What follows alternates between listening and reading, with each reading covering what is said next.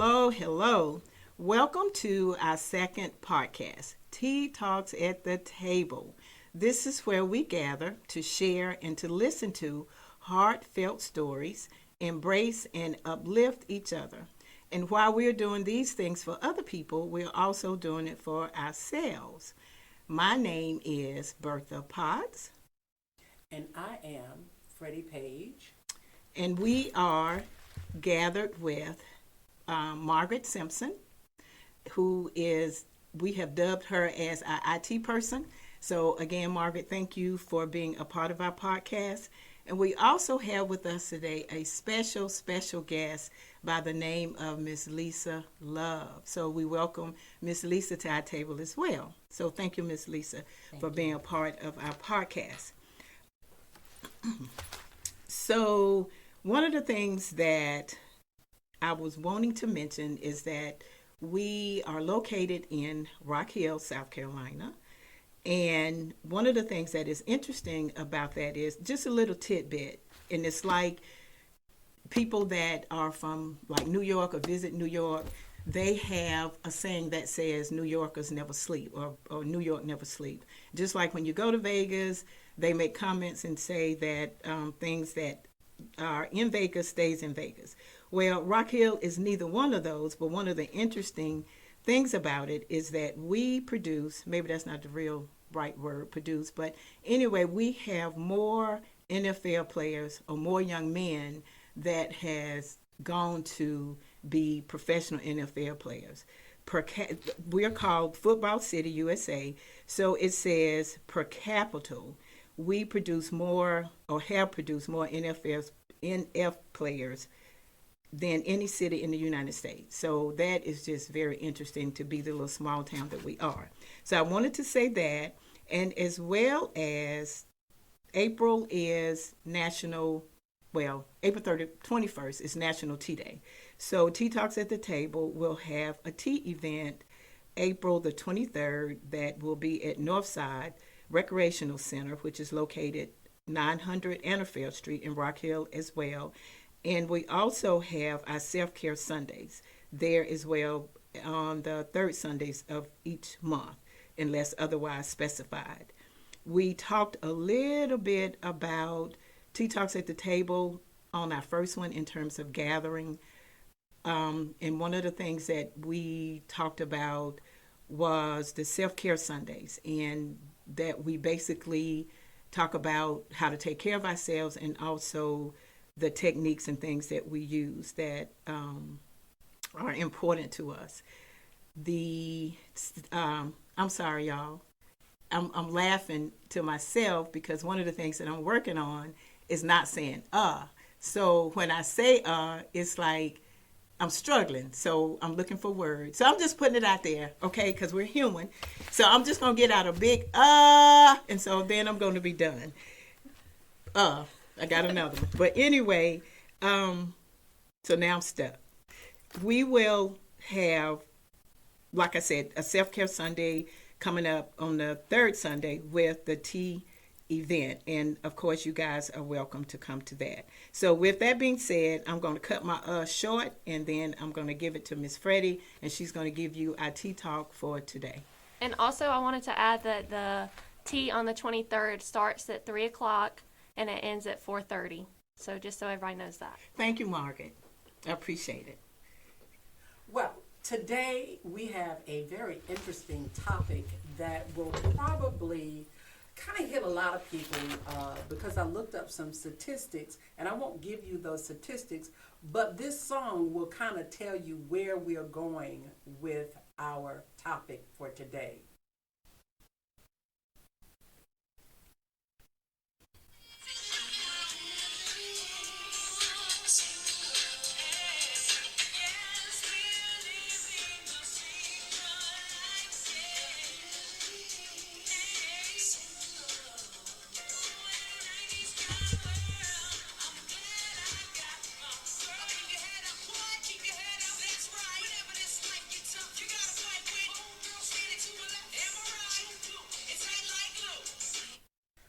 So here we are talking about living single.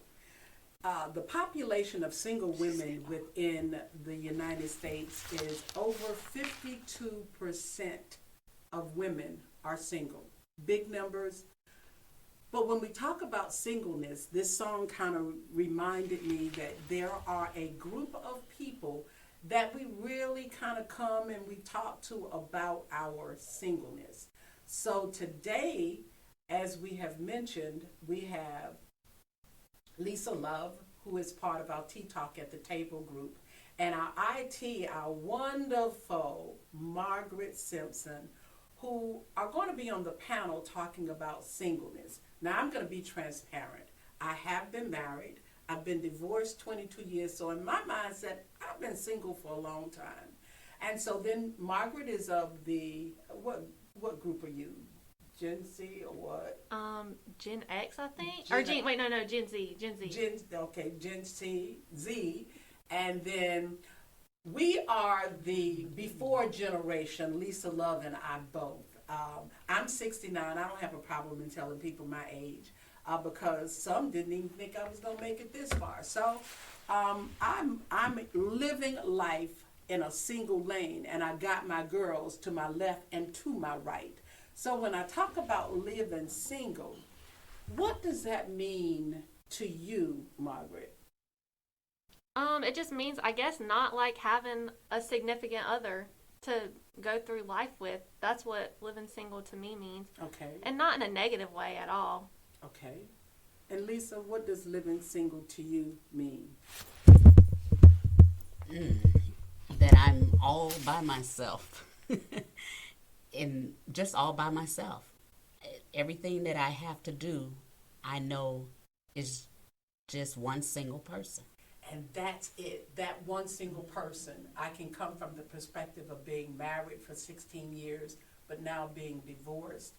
And so when I talk about living single, it is I have to do everything alone. When I got my divorce, one of the things I had to do was to get my mind in a single mindset. So I went to therapy. And one of the things the therapist said to me was, learn to live life on life terms and learn to date yourself. And to me, I was like, how in the world can I date myself? But I learned to take myself to get dressed up. We used to have a 5-star restaurant down by the mall. And I would go to dinner once or twice a month there because the ambiance was nice and I was treating myself. And I think for me, being able to date myself and being able to enjoy my own company, when I would first go, I would take out a book, I would pull out my phone, and then the therapist says, leave the book, leave the phone at home. And I'm like, I'm going to look really silly sitting in a 5-star restaurant all by myself because everybody in there is all booed up, coupled up, and it's just me. But I learned to enjoy my own company. I would have conversations in my head. I like to people watch, so that would give me the opportunity to people watch. And I remember one day sitting there, and there was a gentleman sitting there all by himself, and he said, are you eating alone? And I said, by choice. And he said, well, I'm eating alone, not by choice, by force. And I said, oh, kind of interesting. And he went on to explain that he was newly divorced, and this was a restaurant that he and his wife would go to. And because he was still very much in love with her, he wanted to be in a place where he could remember some of the things that they did together. And I said, well, that's nice you want to remember. I'm trying to forget. So when we talk about living single, we have so many groups of people, some that are widowed, some that have never been married, some that have had cohabitation relationships that have dissolved. So we all are living single, but we're living it in a different manner. So let's kind of talk about how it is for Gen Z to live single. How do you get past those moments of, man, I'm bored, I'm lonely? How do you get past those moments? So for me personally, I like to, find things that I like to do to kind of get my mind out of that. Because I know, like, for me, all my friends are, like, married. I'm 24. My friends are married. That's young. It's so young, and they've been with, like, I only have really two good best friends, but they've been with their significant others since high school, and they're married, and I'm single. And that's hard, Yeah. because you compare yourself to other people. Well, why don't I have that? And I think when we start comparing ourselves to others, it will put us in a slump. So I've learned to look in amazement and enjoyment, but I caution you about that comparing yourself, because when you compare, what does that feel like? It feels awful, because you're like, it gets you down in the dumps. Why don't I have that? Why are they better than me? Like, like that kind of mindset. And it's just, that's not true. It's not true at all. Exactly. It's not true. So who are you directing that towards when you are making statements like, are they better than me? So who are you talking to when you say that? Myself. Because, like, why don't I have that? That's what I'm, like, why, what is wrong with me? Okay.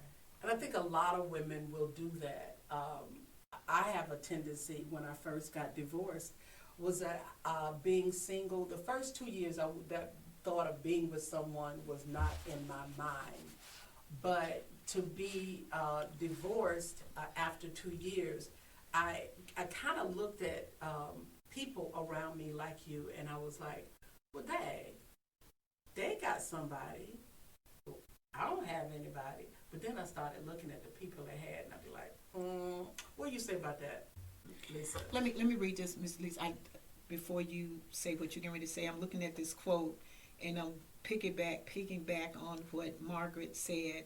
It says, being single used to mean that nobody wanted me. Well, it says you. It says now it means you're pretty sexy and you're taking your time deciding how you want your life to be and why you want to spread. Can't see it. Hold on. Okay, let me start over. It says being single used to mean that nobody wanted you. Now it means you're pretty sexy and you're taking your time deciding how you want your life to be and why you want to spread it and who you want to spread it with is what it's saying. So based on what you're saying, so are you saying nobody wanted you, nobody wants you, and so these people who have relationships or who have been in relationships for long periods of time, you're saying that you do not have those same options. So my question becomes, what are the limits? How are you limiting yourself not to get what they have? Like, can you Okay, rephrase that? Okay, so you're saying that they have dated these people for a while, right? They've been together since High school, teenage. yeah. Okay, high school.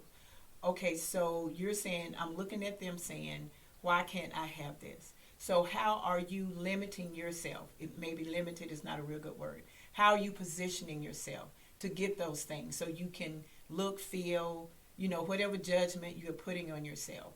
How can your life be different to say, okay, I'm in a relationship, I want to be married, I want to have children, whatever those things are. I know you're in school, you're in college. So what are you doing, or if you're doing anything, to put yourself in a position to not to be single? Or is that something that you want your status to change? Do you want to be single? Well, I mean, no, not right now, because, I mean, I'm in college and I'm trying to focus on my studies.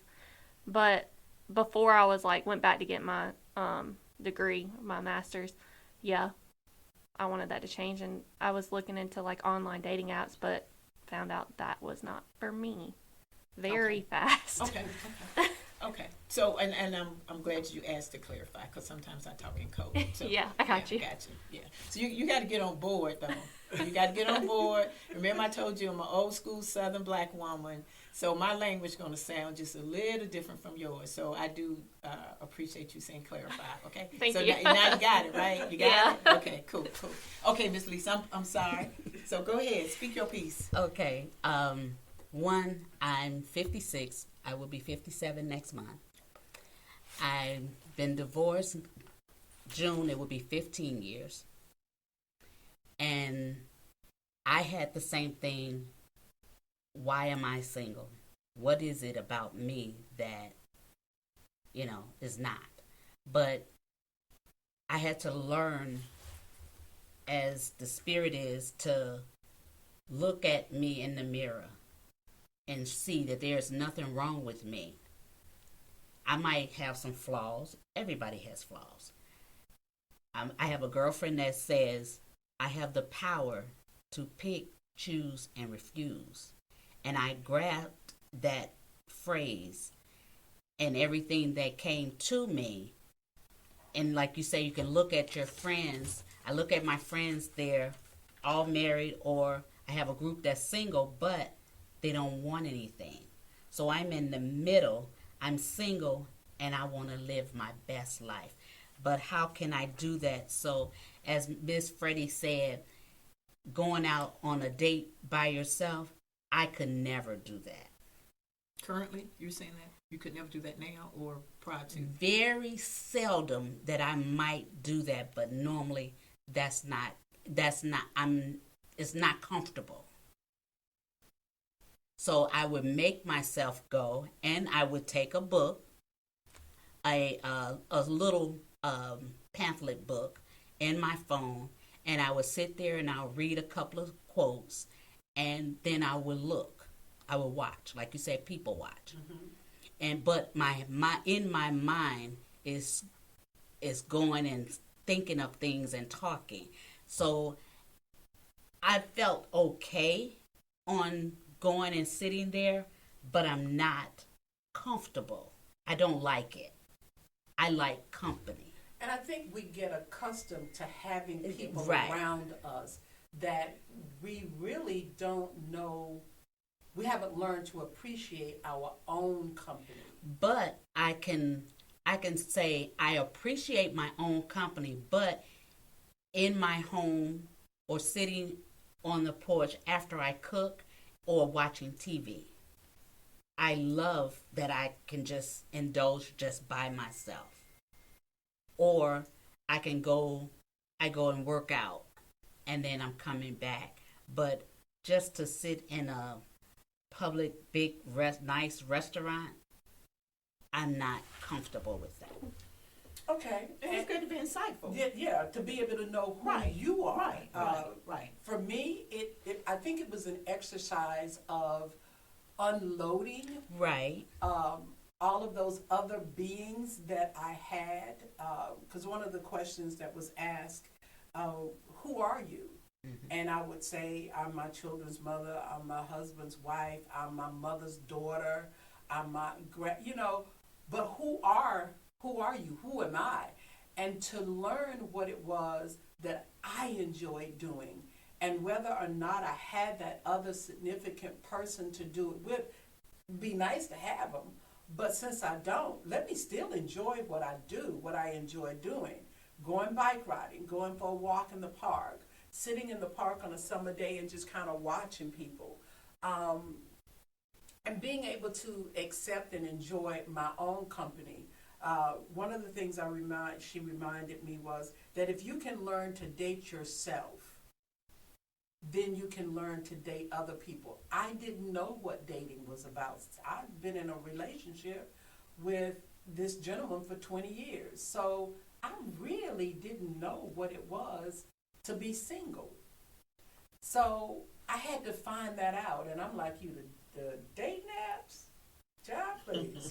Woo! And, so what do we do as women in different age categories, 69, 24, 56. and 56? Those different categories of singleness looks different for everybody. So how do we move forward with, because I like listening to young people. Hit me to how you meet people. Because I don't know how to meet people. I feel awkward. But when you are out just kind of enjoying yourself, I was reading an article and it was saying, go to museums and don't go with a girlfriend. You don't need a wingman. You need your appearance to shine. And so one year I did try it. I went to Charlotte, went to some museums, went to the car show. Now that's where I felt out of place because all of the people were coupled up. There were a few men that were out checking out cars, but they weren't checking me out. So I was like, okay, this is not my arena. You do have to know who you are, and you do have to be able to be honest with yourself and say, not going out to dinner in a 5-star restaurant. Like I can go and sit in a fast food restaurant by myself with no problem, but to get dressed up and go out, a little different. So in your singleness on campus at Winthrop, because you're not online, you're on the campus, are you meeting people? And how do you go about engaging in a conversation with a young person, your equal, that comes up and tries to, hey, Margaret, how are you?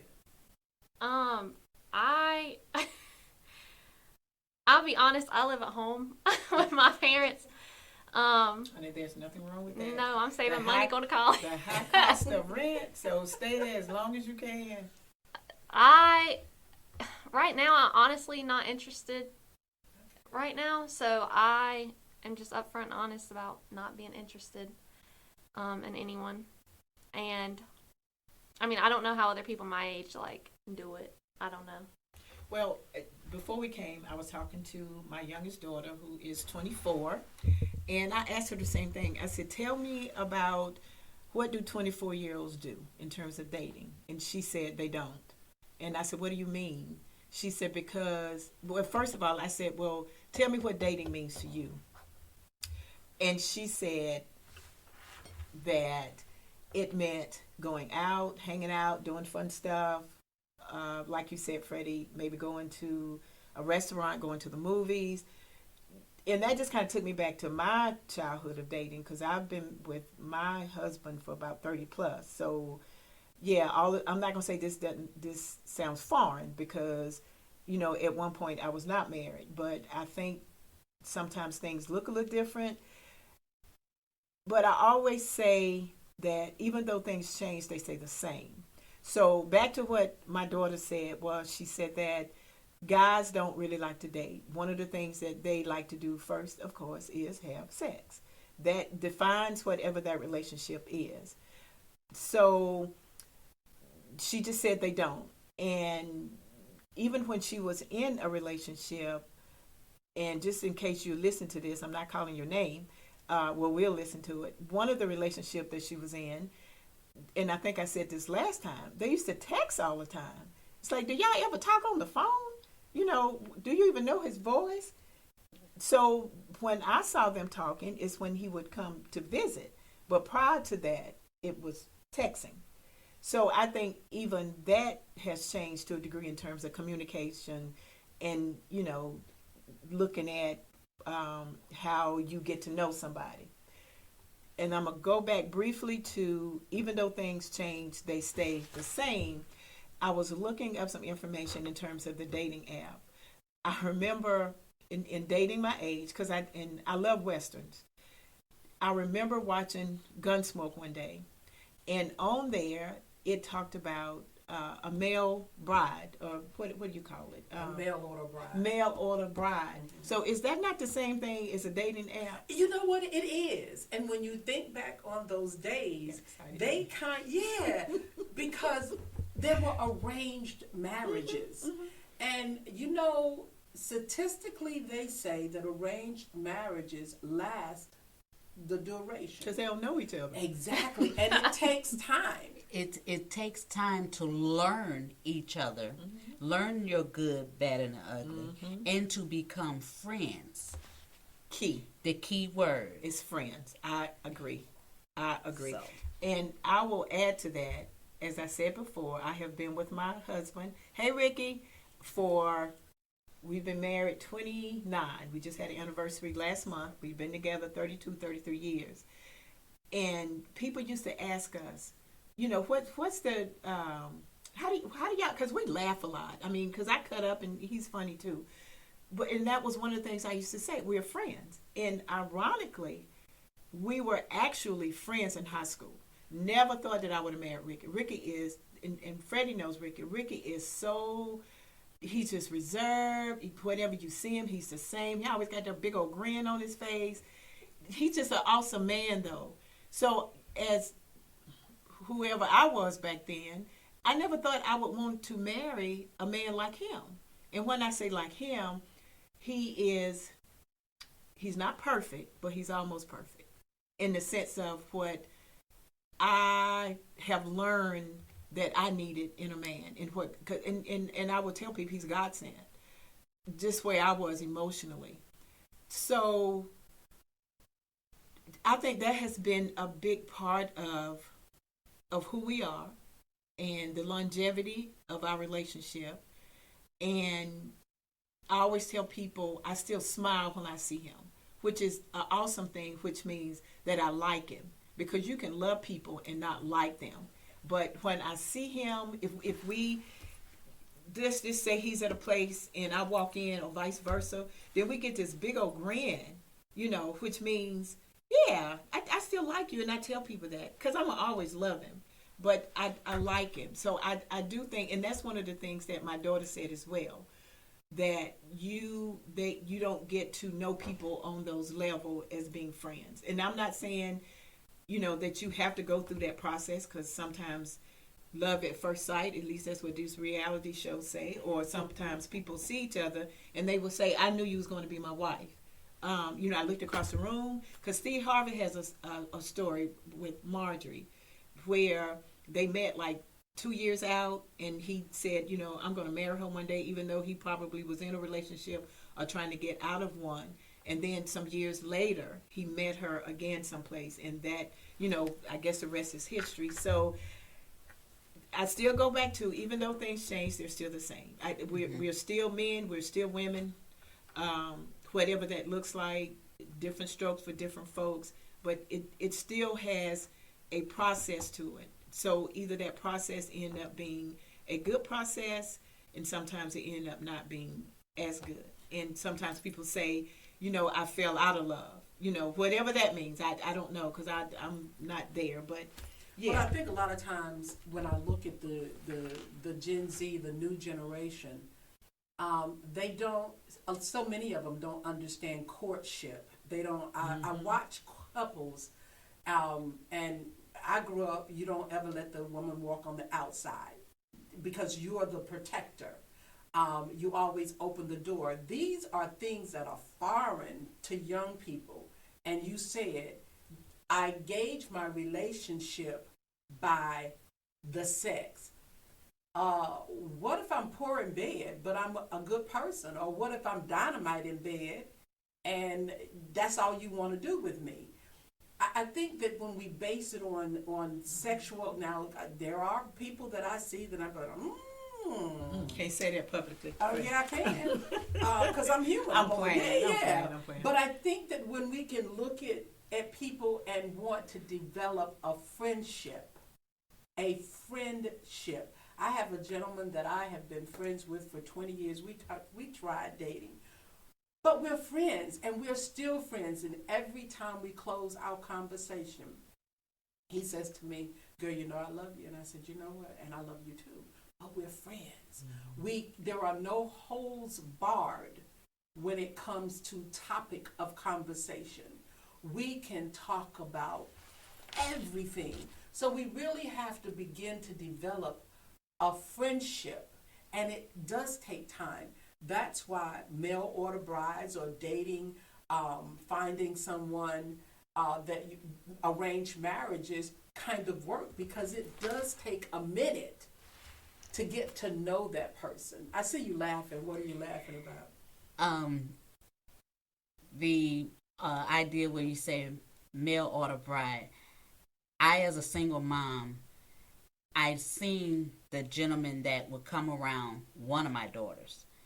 and I was like, um, I'm the protector of them. So I was like, I can see a gentleman. I seen one gentleman at his job, and I said, and the mannerism and the everything about him was just so pleasant. And I was like, "Are you single?" Mm-hmm. I'm fixing up my daughters myself. And she would probably have your head. No, they both looked at me and they was like, "Oh." I say he has a job, he has potential, he's pleasant, he's a church going fella, and he's not bad looking. So why can't you introduce to be friends? I asked him, I said, "Are you single? How old are you? What is your status?" I could see he has a job. Okay. With potential. So I already know. Then we were traveling, and I seen another gentleman that I knew the age group of my daughter, so I know who I'm looking for. This gentleman was a stewardess. I'm checking his mannerism out. I'm checking everything as he walk, and so I'm looking at for the other daughter. Are you available? Mm-hmm. But then I caught it and I say, "No, you're not. I see your ring, but thank you. I was just about to see it." I told them, I said, I was getting ready to set you all up. I said, "What happened?" I was like, they wasn't available, and the other, both of them, wow. Because I could see. I was like, if I see a gentleman, I was like, no, he's too much. I can see the same thing in some of the guys that I've been through. Dated, married, and everything. Only married once, but dated several. So then it's like I see the road, and I can see they had some of the same characteristics as them, and I'm like, no, you don't want it. Well, one of the things I think as we wind up is that we could sit and talk about being single for hours, but we don't have an hour. We don't have hours. But what I want to say is that living single not in the 90s, but in the 21st century is different. You're focused. There will come a time that person will see you across the room and say, "That's the person I want." And there will be, men are chasers. Men like to be able to court, for lack of a better word. Pursue. As Steve Harvey says, when a man pursues you, that's, and he may not come in the same package that you're looking for, because mine is tall, dark, handsome. He doesn't need to have potential, because at this stage of the game, you ought to be solvent enough and to be able to be a partner, because these are two companies that are coming to, two Fortune 500 companies coming together to make a multi-glomerate. That's how I look at marriage. And so as we close out. Well, I have one question before we close. So I'm listening to you describe this tall, dark, and handsome man. What if he is short, fat, and bald head, Freddie? That's a topic for another day. But I'm just saying. Well, first of all, there would not be that attraction. Now, how do you know, though? But if I talk to them over the phone, and we've had numerous conversations, and I get to know that personality, and I meet you, and when I meet you, I'll be like, Because, and I know we're winding down, but, and again, I'm not single, and I'm not knocking you where you are with your tall, dark, and handsome, but I just think that sometimes as women, or people in general, we have this certain thing of what we would like for our life to be. And I know you're very rooted religiously, spiritually, but sometimes God has another plan for us. So I'm just saying, if he's short, bald head, fat, and he gives you whatever that is you're looking for, because that's just outer stuff. That's outer appearances. And I'm not mad, because a lot of folk, whatever ugly means, I don't know what that means. I know what we put on it, what we say is ugly. But I guess at 64, and maybe it's easy for me to say, but I just think it should come from here. And maybe I'm wrong. Maybe because you've been in, and when I say we, we've been through some relationships, some men, and maybe that appearance is what you're looking for. But at the end of the day, when you have been married and you've gone through whatever the vow says, for good, for richer, for poor, for whatever, and I'm just speaking for myself. When I married Ricky, he is not physically who he was when we married 28, 29 years ago. He's a little rounder. I'm a lot rounder. So, I mean, I know it matters, but does it? I mean, you don't want the scum of the earth, but whatever that means. That is where that's different. You groomed and you grew together. But I used to have that mindset. But I talked to God and he told me, okay, I said, okay, Lord, you give me my heart desire. Mm-hmm. You change me, get myself out the way where I was looking for this. And he started switching up some things where I wasn't allowing this to come to me. I'm only staying on this track. But now I'm broadening. Okay. Because he's changed. He's, in me. So I'm able to accept. But my main key thing was, like she said, bring the millions together. But also, God, don't send me nobody that I have to wake up. I'm not doing a fixer upper anymore. I'm sorry. I'm just not doing that. Not at 69, because when you said I had a vision, and the Word of God tells us to write the vision and make it plain. And so I don't get into the looks per se. But I want the heart of God. I want someone who has a heart for God, who will have a heart for me. It don't hurt if he good looking. Right. I got it. But we're having a conversation. Yeah. So that's why I'm just saying, and I'm basing it on experience, not necessarily mine, but other people, because they had this broad vision of what this man's supposed to look like. And they stuck to it and missed out. Yeah, several times. And so what came to them is nowhere near what was said.